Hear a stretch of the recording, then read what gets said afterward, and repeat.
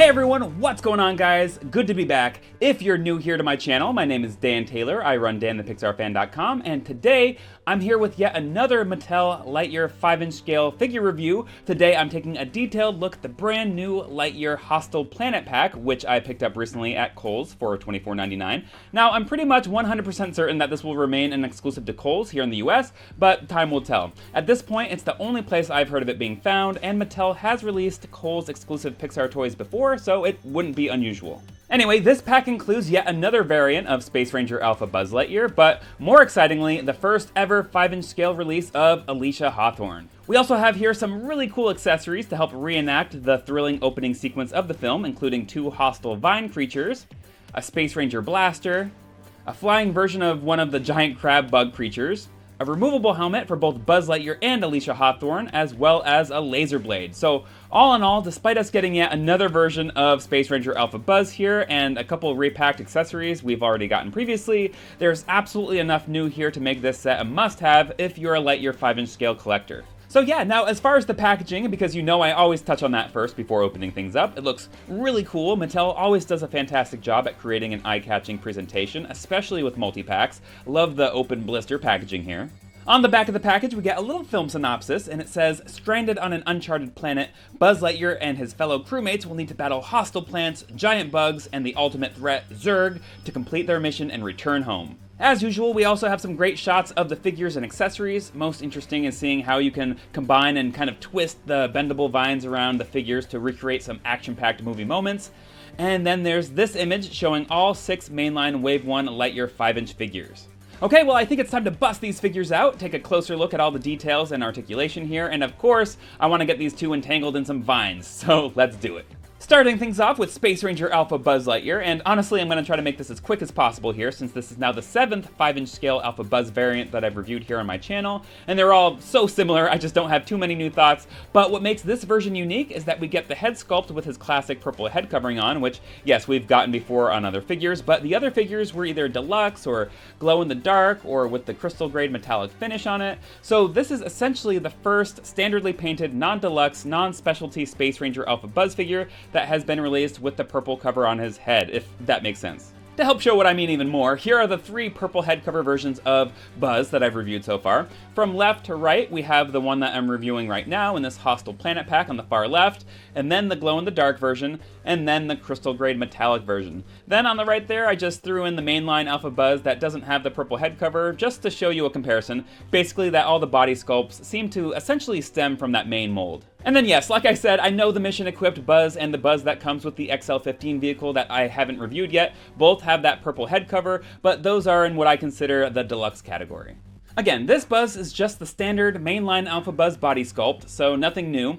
Same exact paint ops. No Lightyear still on his chest plate, yet again. He's got the hole on his back for his jetpack that comes with the XL15 ship. Then there's the hole on his side for weapon storage, and the same old 12 points of articulation. Head, arms at the shoulders, elbows, wrists, waist, legs, then the knees, and no joints at the ankles, even though it might look like it. Peg holes underneath the feet there, like usual. And I think that's it. That's all I have for this particular version of Buzz. He comes with the exact same Space Ranger blaster that comes with the crystal grade Buzz figure that I already reviewed. Here they are both together for comparison, and as you can see, they're completely identical. I am glad that another one was included here though, because now I have one for Alicia as well as one for Buzz, since they both use this style blaster in the film. And like always, you can plug the blaster into his side like this, and here's how Buzz looks holding it, same as usual.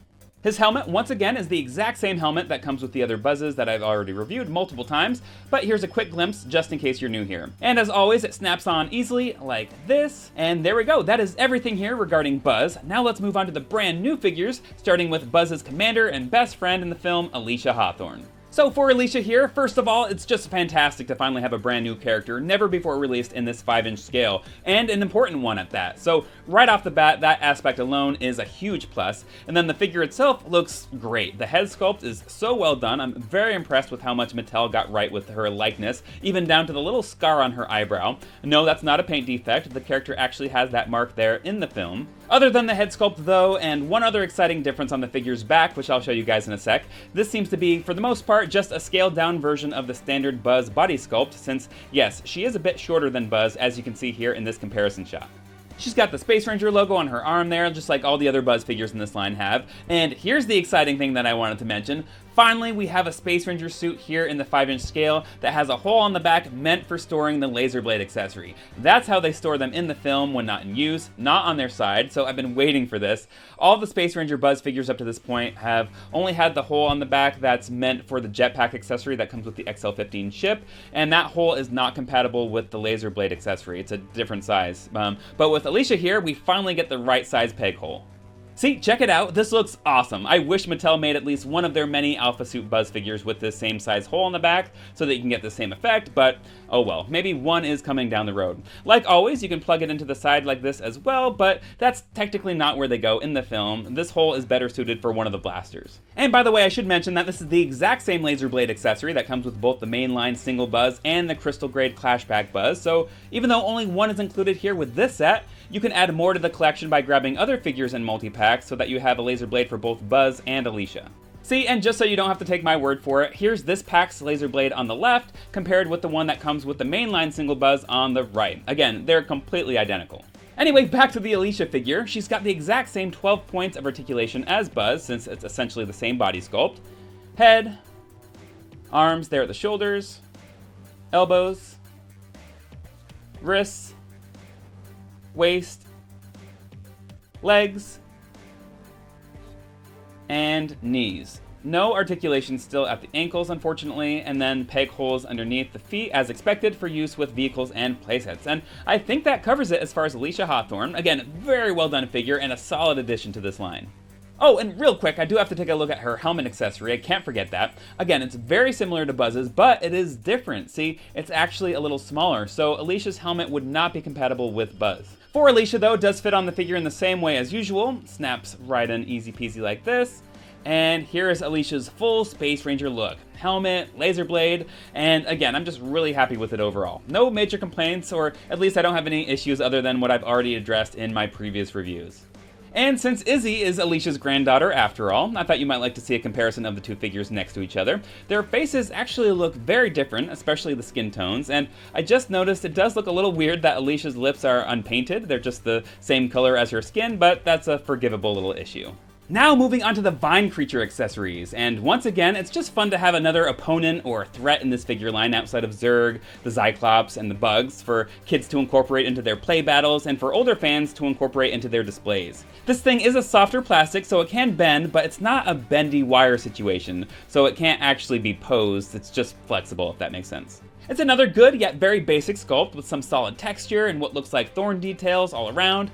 And yeah, both of the vines included with this set are exactly the same, and essentially these are a decent representation of what the vines look like in the film. Obviously, here they're just one basic green color, no additional paint has been applied, so it could benefit greatly by adding in some additional colors and weathering as usual, but they're totally fine as is and are the same quality as what we've come to expect in this line so far. The vines do play a pretty big part in the film, so I'm just happy we got them here in toy form in some capacity regardless. I honestly never expected it, so kudos to Mattel. And then how cool is this? The best part, as we all knew, is that you can have the vines attack Buzz, Alicia, and hopefully the rookie one day if we get him as a figure. And yeah, I just love how you can twist and bend the vines around the figures in a variety of different ways to create their attacks seen in the film. I put the vines on the figures here as the packaging suggests, but of course you can have some fun with it trying out some different looks as well. The last figure here is another really exciting one since it's all new, and I'm just really happy we now have the flying version of one of the big crab bug creatures. This is an awesome addition to the line, especially considering we already have the non-flying version that I just reviewed from the Amazon Space Ranger Defense Pack. This one has translucent yellow wings, which are non-posable, and is a completely new sculpt. There doesn't appear to be any reused parts here from the other bug creature figure, so that is great. Once again, the main 6 legs aren't articulated, but they are a softer plastic, so they are a bit flexible.